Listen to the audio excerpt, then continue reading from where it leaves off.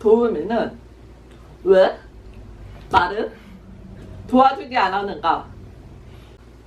저는 3학년 때부터 이제 도우미를 받기 시작했어요. 수화 통역 도우미도 있었는데 제가 그때 수화를 잘 하진 못해서 대필 도우미를 이제 받았었거든요. 그때 있었던 일들은 여러분들과 함께 나누고 싶어요. 백타 도우미. 제 학기가 시작되고 이제 저와 친한 농인 여동생이 있었는데 그 친구가 갑자기 저한테 하소연을 하는 거예요. 자기의 문자 통역 해주는 사람의 타자수가 너무 느리대요. 그래서 응? 많이 느려? 많이 느려. 아, 정말 답답해 죽겠어. 근데 저 같은 경우는 그때 당시 교양 수업이었고 이 친구는 이제 전공 수업이었어. 이제 같은 날 같은 시간에 이제 둘이 동시에 다른 과목을 듣고 있었는데 그렇게 하소연을 하니까 그리고 또 이제 전공이면은 정말 중요하잖아. 그래서 이제 지원센터에 가서 도우미를 바꿔줄 수 있겠느냐 라고 물었더니 뭐 바꿔줄 수 있다고 해서 바꾸게 되었어. 그리고 이제 그 도우미를 만났는데 정말 리얼 백타더라고요. 3시간 동안 글씨 크기 13, A4 용지 3장. 말이 돼요? 그것도 3시간짜리 전공 시간에. 제 도우미는 어디로 갔나? 수업이 시작되고도 도우미가 안 와서 무슨 일이지 걱정돼서 이제 좀 기다리고 있었는데 연락이 오더라고요. 아, 앞 수업이 늦게 끝났다던가 뭐 그 정도는 이해할 수 있고 또 이제 몸이 좀 아파서 못 갈 것 같아요. 그것도 이해할 수 있어. 왜냐면 대신 다른 사람을 보내줬거든요. 근데 그 도우미가 정말 이거를 잘 치면 몰라. 진짜 200타? 근데 그 100타보다 나아서 제가 참았어. 그 외에도 도우미가 혼자 온 게 아니라 자기 애인을 데리고 오더라고요. 데이트하러 온 내 도우미. 내 도우미는 어디 갔나요?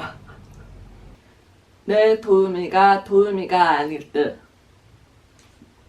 도우미가 타자를 정말 잘 치고 이제 뭐 괜찮았었는데 문제는 도와주러 오었던 도우미는 정치학, 행정학, 체육학과, 예술학과 이런 쪽으로 오셨던 분들이 몇 분 계세요. 이거는 장애지원센터가 조금 잘못한 것 같은데 왜냐면 이분들은 청각장애인 농인을 도우려고 이제 도우미를 신청한 게 아니라 다른 장애 유형의 학생들을 도우려고 신청했는데 농인과 이제 연결이 된 거죠.